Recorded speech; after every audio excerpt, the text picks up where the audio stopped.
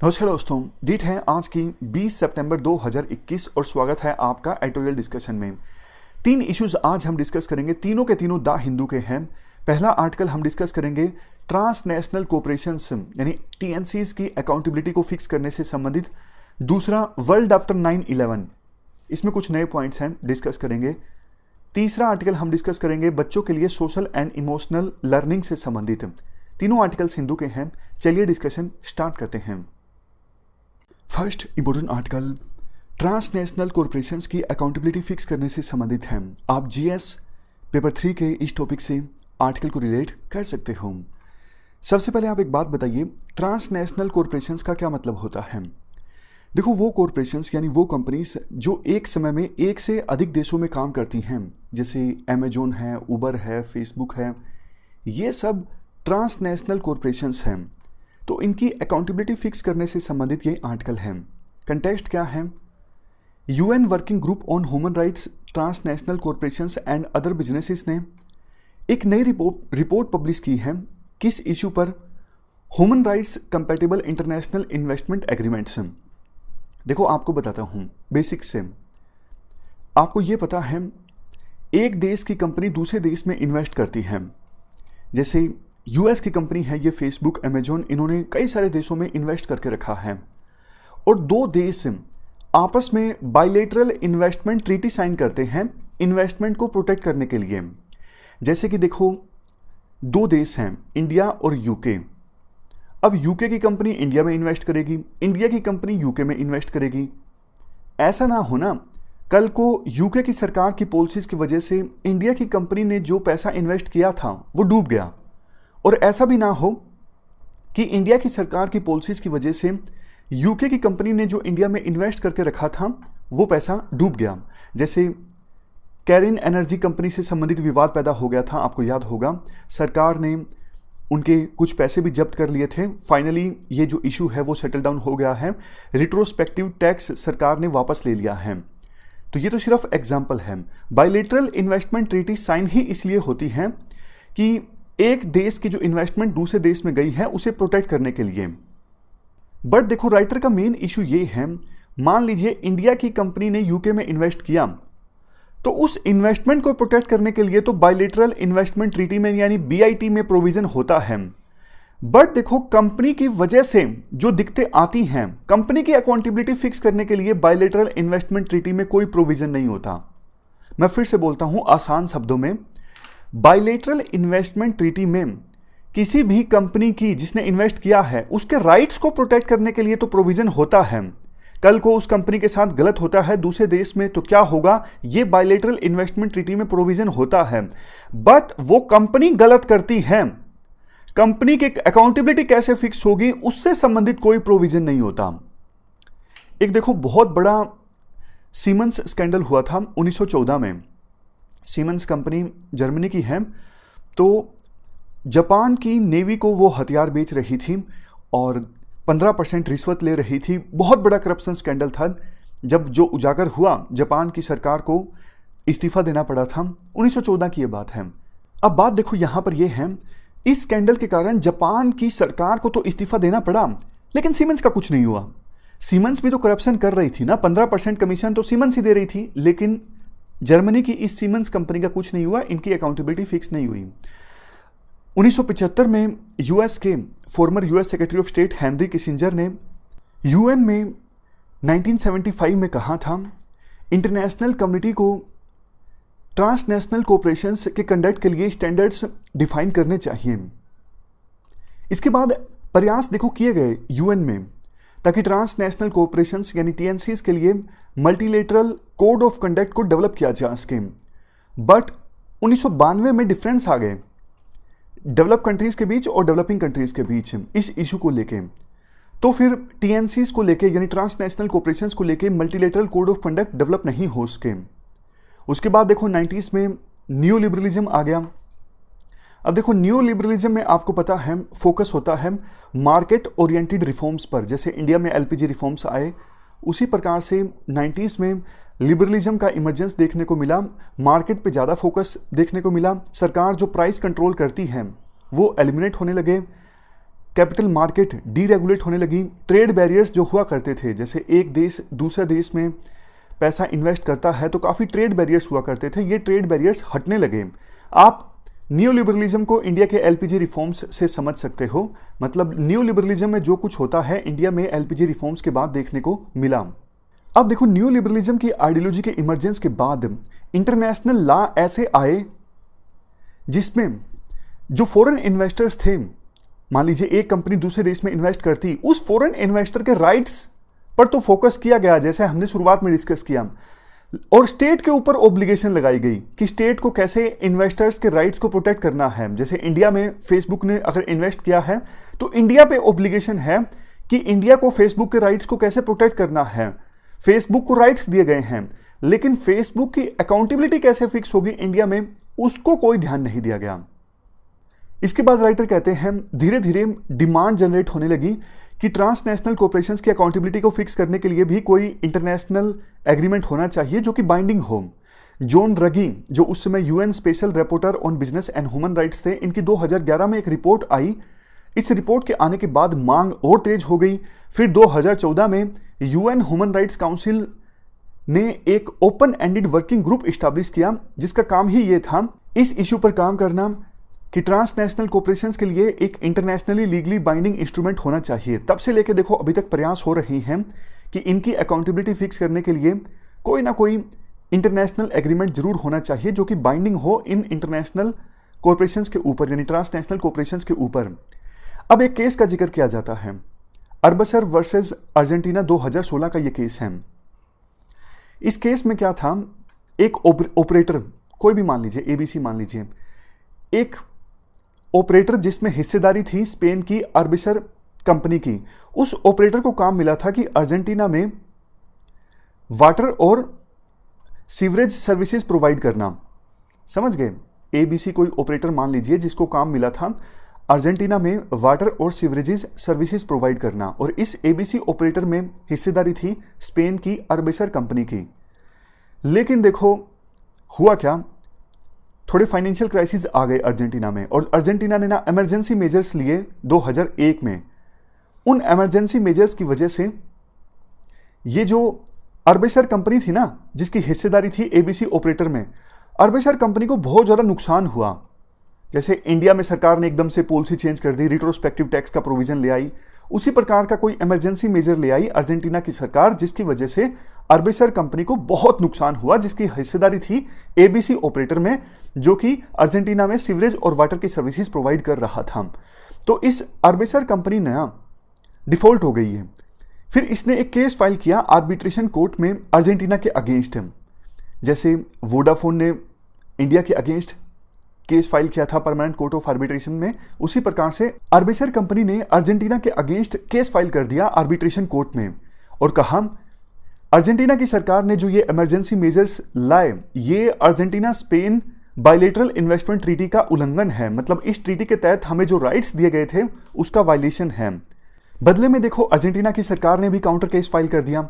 Argentina की सरकार ने अर्बिसर कंपनी को यह बोला कि भैया आपका जो ऑपरेटर अर्जेंटीना में वाटर और सीवरेजेस सर्विसेज प्रोवाइड कर रहा था ना, उसने इतनी इन्वेस्टमेंट करी नहीं कि वो सस्ता वाटर प्रोवाइड कर सके जनता को, तो जनता के राइट्स का वायलेशन हो रहा था। मतलब उनका तो ह्यूमन राइट है ना वाटर प्राप्त करना, बट आपकी सर्विसेज खराब थी, आपने इतनी इन्वेस्टमेंट नहीं करी कि जनता को, सिटीजन को इनफ वाटर मिल सके, तो आपने ह्यूमन राइट्स का वायलेशन किया है।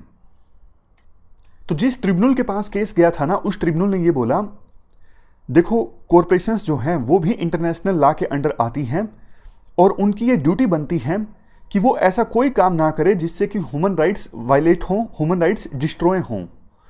बट देखो एक यहाँ पे दिक्कत पता क्या है, ये जो कॉरपोरेशंस है ना, ट्रांसनेशनल कॉरपोरेशंस, इनकी ड्यूटी तो ये बनती है, जैसे कंसेप्ट आपने सुना होगा नेगेटिव लिबर्टी और पॉजिटिव लिबर्टी का।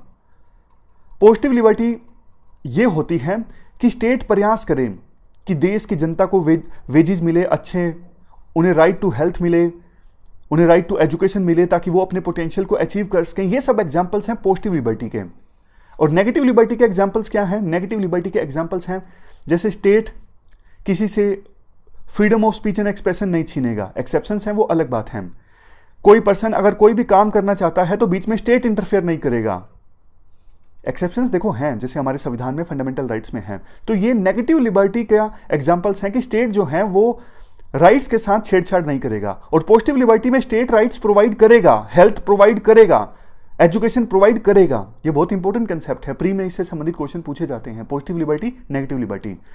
तो ये एग्जांपल मैंने आपको इसलिए दिया कि कंपनी के ऊपर ना नेगेटिव ऑब्लिगेशन है कि कंपनी किसी का ह्यूमन राइट्स वायलेट नहीं करेगा, लेकिन कंपनी के ऊपर पॉजिटिव ऑब्लिगेशंस नहीं है कि कंपनी वाटर देगी, कंपनी सीवरेज सर्विसेज देगी, ऐसी कोई पॉजिटिव ऑब्लिगेशन नहीं है। पॉजिटिव ऑब्लिगेशन स्टेट के ऊपर है। यह बात ट्रिब्यूनल ने बोली। मतलब आप समझ गए ना, नेगेटिव ऑब्लिगेशन मतलब यह है कि कंपनी जो है वो कोई राइट्स के साथ छेड़छाड़ नहीं करेगी, ह्यूमन राइट्स वायलेट नहीं करेगी। पॉजिटिव ऑब्लिगेशन नहीं है।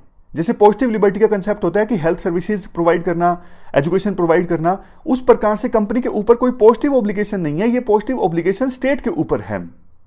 लास्ट में राइटर ये बोलते हैं, वैसे तो देखो हाल फिलहाल में कुछ देशों ने जो बायलैटरल इन्वेस्टमेंट ट्रीटीज साइन की है ना, उन ट्रीटीज में इन्वेस्टर्स की अकाउंटेबिलिटी फिक्स करने का प्रोविजन भी होता है। बट दिक्कत ये है वो प्रोविजंस ना बाइंडिंग नहीं होते, सॉफ्ट सी लैंग्वेज होती है कि हाँ भाई इन्वेस्टर्स को भी इस प्रकार से कंडक्ट करना है। अब सिर्फ बातों से काम नहीं चलेगा ना, प्रॉपर प्रोविजंस होने चाहिए कि अकाउंटेबिलिटी उनकी किस प्रकार से फिक्स होगी, और वो जो प्रोविजंस हैं वो बाइंडिंग होने चाहिए। जैसे कि अगर कंपनी दूसरे देश में जाके ह्यूमन राइट्स का वायलेशन करती है तो उसके ऊपर फाइन लगेगा, उसके अधिकारियों को सजा मिल सकती है। ये सिर्फ आपको एग्जाम्पल के तौर पे बता रहा हूं कि बाइंडिंग एग्रीमेंट साइन होने चाहिए। इंडिया का भी रेफरेंस दिया जाता है। इंडिया ने 2016 में new model BIT, new model bilateral investment treaty release किया था। इसमें भी इन्वेस्टर की ऑब्लिगेशन से संबंधित प्रोविजंस तो हैं, लेकिन सिर्फ बातें हैं। मतलब बाइंडिंग ऑब्लिगेशन इंडिया के मॉडल बायलैटरल इन्वेस्टमेंट ट्रीटी में भी नहीं है। तो इंडिया को पॉजिटिव एंड बाइंडिंग ऑब्लिगेशंस लगानी चाहिए फॉरेन इन्वेस्टर्स के ऊपर, ताकि अगर कोई इन्वेस्टर इंडिया में इन्वेस्ट करता है तो ना सिर्फ ये इंश्योर किया जा सके कि इंडिया की जनता के ह्यूमन राइट्स वायलेट ना हो, बल्कि पॉजिटिव ऑब्लिगेशन जैसे promoting public health by transnational cooperation, ये भी इंश्योर किया जा सके। जैसे नाइजीरिया, मोरक्को, BIT का एग्जाम्पल दिया जाता है। ये बायलैटरल इन्वेस्टमेंट ट्रीटी जो है ये फॉरेन इन्वेस्टर्स पर बाइंडिंग ऑब्लिगेशन इंपोज करती है। जैसे उनके लिए ये मैंडेटरी है कि जो भी वो इन्वेस्टमेंट करेंगे उनका इन्वायरमेंट इंपैक्ट असेसमेंट कंडक्ट करना। ये एक पॉजिटिव एग्जाम्पल है। तो पूरा आर्टिकल हमने डिस्कस किया ट्रांसनेशनल कोऑपरेशंस की अकाउंटेबिलिटी फिक्स करने से संबंधित। चलते हैं आगे। इसके बाद नेक्स्ट आर्टिकल, कैसे वर्ल्ड चेंज हो गया 9/11 के बाद में। आप GS पेपर 2 के इस टॉपिक से आर्टिकल को रिलेट कर सकते हो। देखो 2001 में जब वर्ल्ड ट्रेड सेंटर पर हमला हुआ ना, तो USA ने वार ऑन टेरर को डिक्लेयर किया। उसके बाद USA के साथ में हर तरह की सपोर्ट थी, सभी देश USA का साथ दे रहे थे। तो USA ने अफगानिस्तान में इंटरवेंशन किया। वैसे USA का मेन मकसद ये था कि अल कायदा को डिफीट करना, जो कि टेररिज्म स्प्रेड कर रहा था। बट धीरे धीरे USA ने अपना एम चेंज कर दिया, तालिबान को ख़त्म करना ये USA का एम हो गया। इसके 2 साल बाद 2003 में USA ने इराक में इंटरवेंशन कर दिया, वहाँ पे भी रेजीम चेंज करने की कोशिश की। सोच के देखो, USA ने डिक्लेयर किया था वार ऑन टेरर, लेकिन USA लग गया किस चीज़ में, रेजीम चेंज में, कि इन देशों की जो गवर्नमेंट है वो चेंज करनी है। उस समय बुश राष्ट्रपति थे। सोचा यह गया था कि ओबामा जब राष्ट्रपति बनेंगे तो USA अपनी पॉलिसी चेंज करेगा, लेकिन ऐसा नहीं हुआ। लीबिया में एक बार फिर से 2011 में USA ने प्रयास किया रेजीम चेंज का। रिजल्ट क्या निकला? अफगानिस्तान का तो आपको पता है, बहुत बार हमने डिस्कस किया है। तालिबान फिर से सत्ता में है। तालिबान अल कायदा के जो लिंक हैं वो जगजाहिर हैं। जाते जाते भी इस्लामिक स्टेट ने USA के ऊपर हमला कर दिया, यानी टेररिज्म तो डिफीट नहीं हुआ ना। उसी प्रकार से इराक में जब USA ने रेजीम चेंज किया इस बात पर कि सद्दाम हुसैन के पास वेपन्स ऑफ मास डिस्ट्रक्शन है, तो इराक में उसके बाद एक सिविल वार सा स्टार्ट हो गया। हालांकि USA के प्रयासों से गवर्नमेंट बनी, लेकिन स्टेबिलिटी अभी तक नहीं आ पाई है। और इसी कैओस में वहाँ पर अल कायदा की एक ब्रांच बनी जो बाद में इस्लामिक स्टेट भी बनी। समझ गए? देखो यूएसए का जो दांव है ना वो उल्टा पड़ता गया। यूएसए ने सोचा रेजिम चेंज करके वहां पे अच्छा पॉलिटिकल सिस्टम इस्टेब्लिश हो जाएगा, लेकिन वहां पे कैओस क्रिएट हो गया। और आपको पता है टेररिज्म तो देखो कैओस में और ज्यादा पनपता है। जहां पे अफरा तफरी रहेगी, जहां पे कैओस रहेगा, अनस्टेबिलिटी रहेगी, वहां पे तो टेररिज्म और ज्यादा पनपेगा। ये बात यूएसए को समझ में नहीं आई। तभी तो देखो अलकायदा से जो आतंकवादी भाग के इराक में आ गए थे, इराक में यूएसए के वार के कारण वहां पे इंस्टेबिलिटी पैदा हो गई और उन टेररिस्ट को मौका मिल गया वो रिवाइव कर सके उस इराक की सिचुएशन में। यही लीबिया में हुआ। लीबिया में जब यूएसए ने रेजिम चेंज किया ना 2011 में, उसके बाद आज के समय में लीबिया में ये सिचुएशन है, अलग अलग जो मिलिशियास के ग्रुप है ना वो आपस में लड़ रहे हैं लीबिया पर कंट्रोल इस्टेब्लिश करने के लिए। सिविल वार जैसी सिचुएशन है। बहुत सारे आतंकवादी लीबिया से अफ्रीका के दूसरे देशों में चले गए हैं। और आप सीरिया का एग्जांपल ले लीजिए। सीरिया में देखो बेशक यूएसए ने डायरेक्ट इंटरवेंशन नहीं किया, लेकिन यूएसए ने कुछ ग्रुप्स को आर्म्स प्रोवाइड किए, सपोर्ट प्रोवाइड की, जिसकी वजह से सीरिया में लंबे समय तक वार चलता रहा। और इसका रिजल्ट क्या निकला? इसी वार की सिचुएशन में वहां पे इस्लामिक स्टेट इमर्ज होके आया। और देखो लीबिया और सीरिया से लाखों जो रिफ्यूजीज है ना वो वेस्टर्न कंट्रीज में जा चुके हैं। अब सीरिया और लीबिया से रिफ्यूजीज जब वेस्टर्न कंट्रीज में गए, मेडिटेरियन सी से होके, तो उसके बाद वेस्टर्न कंट्रीज में भी जो राइट विंग के पॉलिटिशियंस हैं ना, जैसे इंडिया में राइट विंग की पॉलिटिकल पार्टी कौन सी है? बीजेपी। बीजेपी अपोज करती है कि रोहिंग्याज इंडिया में नहीं आने चाहिए।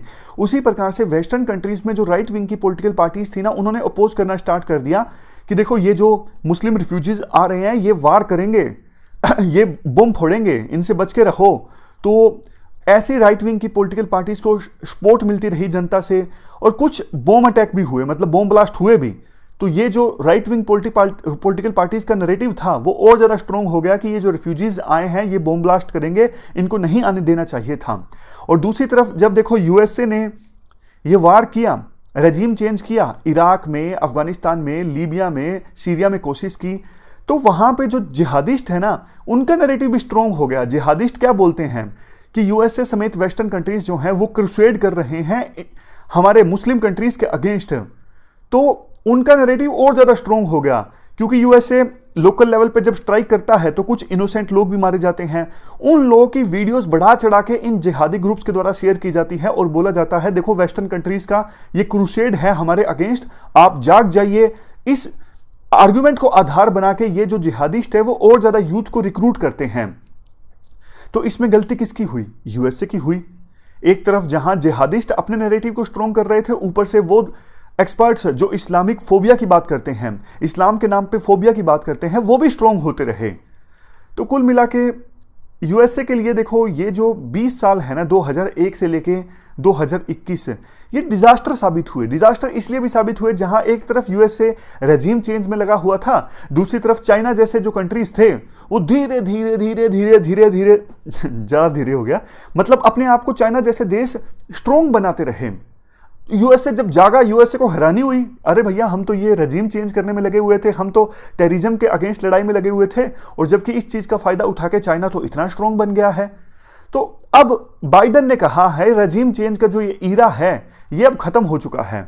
यूएसए का वार ऑन टेरर तो चलता रहेगा, वो तो देखो कहने की बात है। अफगानिस्तान में यूएसए बोलता है वार ऑन टेरर चलता रहेगा, कैसे चलता रहेगा? सोच के तो देखो ना, अफगानिस्तान में यूएसए की फोर्सेस थी तब तो वो टेररिज्म को हरा नहीं सकी। अब दूसरे देशों में यूएसए का बेस होगा, अफगानिस्तान के आसपास के देश तो यूएसए को बेस बनाने नहीं दे रहे हैं।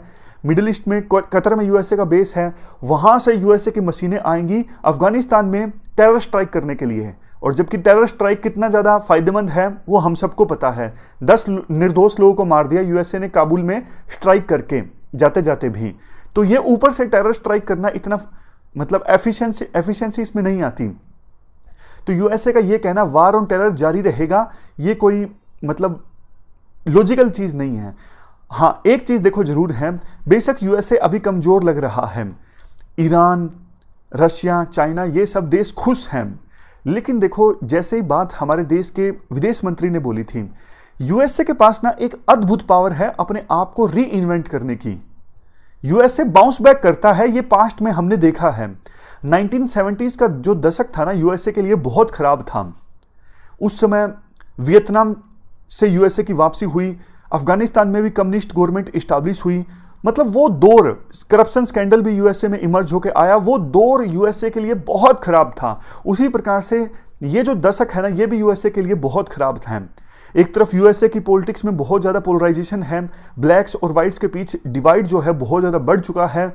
उसी प्रकार से 1970s में भी कुछ यही दौर था, लेकिन यूएसए ने वापसी की, बाउंस बैक किया 1980s में, क्योंकि यूएसएसआर ने गलती कर दी थी। यूएसएसआर ने अफगानिस्तान में इंटरवेंशन कर दिया था, अपनी सेना भेज दी थी, वो चीज यूएसएसआर के लिए भारी पड़ी थी। तो अभी यूएसए इंतजार कर रहा है कि चाइना भी कोई गलती करे। अभी यूएसए का ज्यादा फोकस चाइना को कंटेन करने पर है और यूएसए इंतजार कर रहा है कि चाइना कोई गलती करे। लेकिन अब देखना होगा कि चाइना कोई गलती करता है या फिर यूएसए के पास कोई अपॉर्चुनिटी आती है जिसका यूएसए बखूबी फायदा उठाता है। लेकिन यह बोलना कि अब यूएसए के जो दिन है लद चुके हैं, देखो ये जल्दबाजी होगा। पास्ट में यूएसए ने अपने आप को री इन्वेंट किया है, उसी प्रकार से यूएसए अभी फिर से अपने आप को री इन्वेंट कर सकता है। यह पूरा आर्टिकल हमने डिस्कस किया, चलते हैं आगे। इसके बाद नेक्स्ट आर्टिकल एजुकेशन में सोशल एंड इमोशनल लर्निंग से संबंधित है। आप जीएस पेपर 2 और जीएस पेपर 4 के इस टॉपिक से आर्टिकल को रिलेट कर सकते हो। देखो, इंडिया की जो नेशनल एजुकेशन पॉलिसी 2020 है ना, ये बोलती है सोशल एंड इमोशनल लर्निंग यानी SEL जो है वो एजुकेशन का एक इंपॉर्टेंट पिलर है। SEL मतलब सोशल एंड इमोशनल लर्निंग बच्चों को ये सिखाती है इमोशंस को रिकॉग्नाइज करना और इमोशंस को मैनेज करना। जैसे हमारे एथिक्स में टॉपिक है इमोशनल इंटेलिजेंस, कुछ उसी प्रकार की है ये सोशल एंड इमोशनल लर्निंग। जब बच्चे ये सोशल एंड इमोशनल लर्निंग सीखते हैं ना, तो वो सोशल सिचुएशन को अच्छे से टैकल कर पाते हैं। और जब बच्चों में सोशल एंड इमोशनल लर्निंग आती है तो बच्चे और भी काफ़ी सारी स्किल्स अच्छे से सीख सकते हैं, जैसे communication, collaboration, critical thinking, creativity. तो इसलिए एजुकेशन पॉलिसी के अनुसार लिटरेसी, नमरेसी ये तो इंपॉर्टेंट है, इसके साथ साथ सोशल एंड इमोशनल लर्निंग जो है वो ये भी इंपॉर्टेंट है। सोशल एंड इमोशनल लर्निंग ये देखो ह्यूमन डेवलपमेंट का एक फाउंडेशनल टूल है। अगर ये किसी में बच्चे में होती है तो उसको सहायता मिलती है, हेल्दी रिलेशनशिप वो अच्छे से इस्टेब्लिश कर पाता है, वो अपने आप को अच्छे से जान पाता है, सोसाइटी को अच्छे से जान पाता है, प्रॉब्लम्स को सोल्व करना, रिस्पॉन्सिबल डिसीजंस लेना, एकेडमिक लर्निंग, इन सब चीज़ों में social and emotional learning important साबित होती है। इससे एम्पैथी भी आती है और इसके साथ साथ थ्योरी ऑफ माइंड भी आती है। एम्पैथी का मतलब आप जानते हो दूसरे पर्सन के इमोशंस को समझने की क्षमता। जैसे देखो कोई स्टूडेंट है, अभी प्रीलिम से पहले उसमें थोड़ी सी एंजाइटी हो रही है, तो आप उस पर्सन के इमोशंस को समझते हो और इस बारे में अवेयर हो कि क्यों उस पर्सन को प्री से पहले एंजाइटी हो रही है। तो इस प्रकार से आपके अंदर एम्पैथी है जब आप दूसरे स्टूडेंट के इमोशंस को समझते हो और ये भी जानते हो कि वो इमोशंस क्यों पैदा हो रहे हैं उस पर्सन में। अगर आप में ये क्षमता है तो मतलब आप में एम्पैथी है। और थ्योरी ऑफ माइंड का क्या मतलब होता है, अगर देखो आपके अंदर क्षमता है दूसरे पर्सन की इंटेंशंस, नॉलेज, बिलीव्स को समझने की और ये रिकॉग्नाइज करने की दूसरे पर्सन के जो बिलीफ हैं, इंटेंशंस हैं, नॉलेज हैं वो आपसे अलग हो सकती हैं, तो इसका मतलब आपके अंदर थ्योरी ऑफ माइंड है। थ्योरी ऑफ माइंड मतलब ability to understand others intentions, knowledge and belief. दूसरों की इंटेंशंस, नॉलेज, बिलीफ समझने की क्षमता और रिकॉग्नाइज करना ये आपसे अलग हो सकती हैं। रिसर्च देखो ये कहती है जिसके पास ज़्यादा सोशल स्किल्स होती है ना, ज़्यादा सोशल और इमोशनल स्किल्स होती हैं, संभावना ज़्यादा होती है उस पर्सन के सक्सेस प्राप्त करने की। इतने फायदे होने के बावजूद सोशल एंड इमोशनल लर्निंग को एक चैप्टर के तौर पर ऐड कर दिया गया है बड़े करिकुलम में, लेकिन बाकी एजुकेशन के साथ, करिकुलम के साथ इसे इंटीग्रेट नहीं किया गया है। मतलब जैसे देखो सोसाइटी के चैप्टर्स आते हैं, वहाँ पे भी सोशल एंड इमोशनल लर्निंग का एक्सपीरियंस मिलना चाहिए बच्चों को। कैसे हमारे लीडर्स ने आज़ादी की लड़ाई लड़ी, उस समय क्या इमोशंस थे, बच्चों को वो चीज़ें सोशली एंड इमोशनली लर्न करने की आवश्यकता है। इसके बाद लास्ट में आर्टिकल में ये कहा जाता है, देखो महामारी के कारण स्कूल तो बंद हो गए, स्कूल में बच्चा बहुत सीखता है सोशल एंड इमोशनल लर्निंग के बारे में, लेकिन स्कूल बंद हो गए तो पिछले काफ़ी महीने बच्चों के लिए मुश्किल भरे रहे, इस मामले में वो सीख नहीं सके। लेकिन देखो एक अच्छी चीज़ ये हुई, पेरेंट्स को मौका मिला अपने बच्चों के सोशल एंड इमोशनल लाइफ्स के बारे में जानने का। बट देखो पेरेंट्स की इन्वॉल्वमेंट सफिशिएंट नहीं है। टीचर्स को, स्कूल्स की जिम्मेदारी बनती है बड़ी कि बच्चों को इस डोमेन में काफ़ी कुछ सिखाया जाए। तो स्टार्टिंग पॉइंट क्या हो सकता है, 3 सजेशंस दिए जाते हैं राइटर के द्वारा। सबसे पहले तो देखो, जो सोशल एंड लर्निंग प्रैक्टिसेस होती है ना, वो स्टूडेंट्स के सोशो इकोनॉमिक बैकग्राउंड के आधार पर होनी चाहिए। सोशो इकोनॉमिक बैकग्राउंड स्टूडेंट्स का अलग अलग होता है, उसी के आधार पर बच्चों के लिए social and emotional learning practices होनी चाहिए।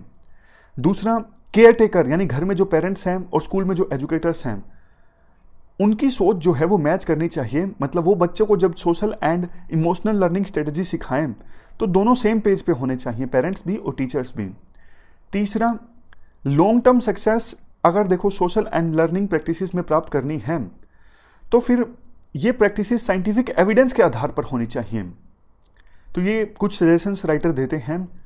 ये थी हमारी आज की डिस्कशन। आज हमने 3 इश्यूज़ को डिटेल से डिस्कस किया। Thank you very much for discussion.